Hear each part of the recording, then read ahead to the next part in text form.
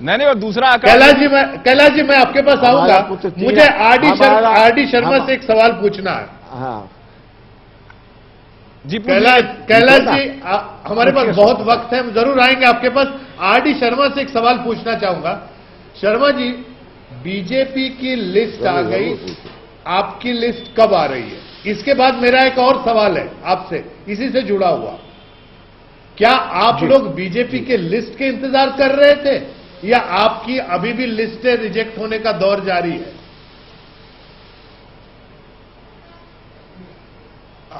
देखिए, जो सिलेक्शन की प्रक्रिया है टिकट वितरण के बारे में, तो सबसे पहले आता है प्रस्ताव, प्रपोजल, और उसके बाद आता है इंडिकेशन।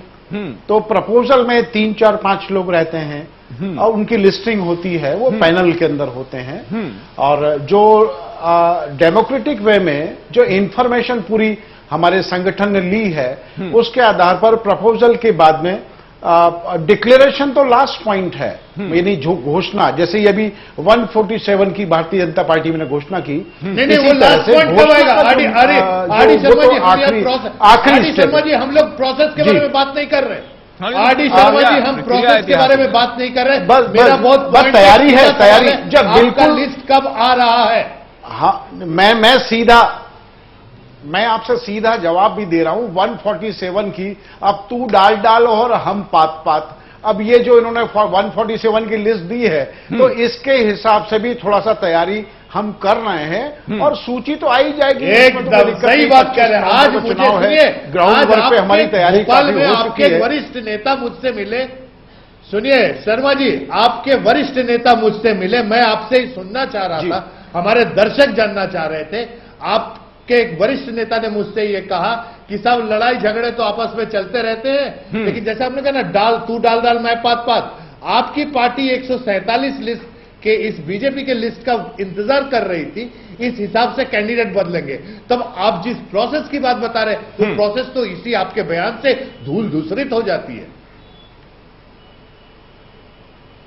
नहीं, ऐसा भी नहीं कि ये मान लीजिए 147 की लिस्ट नहीं देख के होते अपनी लिस्ट बनाई, और ये 11th आवर पर घोषित होते तो हम इंतजार करते रहते, ऐसी बात भी नहीं है। हाँ। परंतु जब इन्होंने घोषित कर दिया है, तो उसका तो क्राइटेरिया, उसकी सूची को दिमाग में रख के, और ये डिक्लेरेशन तो होगा। नहीं, चुनाव का ऑलरेडी पहले सेटअप है। कैलाश जी ऐसा कितना कम है नामांकन की आखिरी समय है। कैलाश जी बड़ा मजेदार किस्सा है।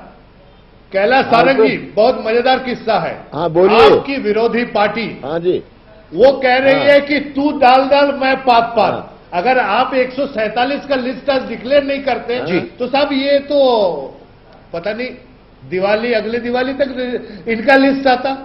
ये खुद अपने मुंह से कह रहे हैं। इनके एक नेता ने मुझसे दिन में कहा।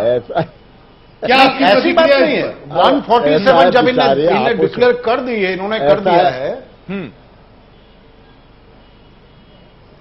जी कैलाश जी, ऐसा है, मेरी बात सुनेंगे आप? 147 को नजरअंदाज तो करेंगे नहीं, नजर में तो रखना ही पड़ेगा कि कहां पर किस किस को दिया है। कैसे नजर में काफी देर रखने, नजारा बदल जाएगा।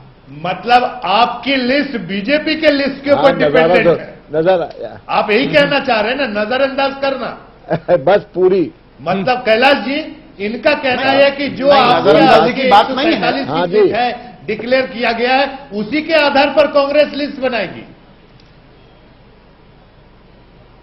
पता नहीं ऐसी बात नहीं है। ऑलरेडी पहले से इतना जानता हूं, विधायकों का टिकट पहले से है, जो ग्राउंड वर्क पे काम कर चुके हैं, और वर्तमान में जो सिटिंग एमएलएज हैं, उन सबको रिपीट वापस कर रहे हैं। हाँ। और जहां जहां कहीं डिफिकल्टी है, हाँ। या जो सर्वे रिपोर्ट के अंदर जो कहीं पर थोड़ी बहुत भी नेगेटिविटी आई है, तो उसको बैलेंस करने के लिए तो काम करना ही होता है हाईकमान को।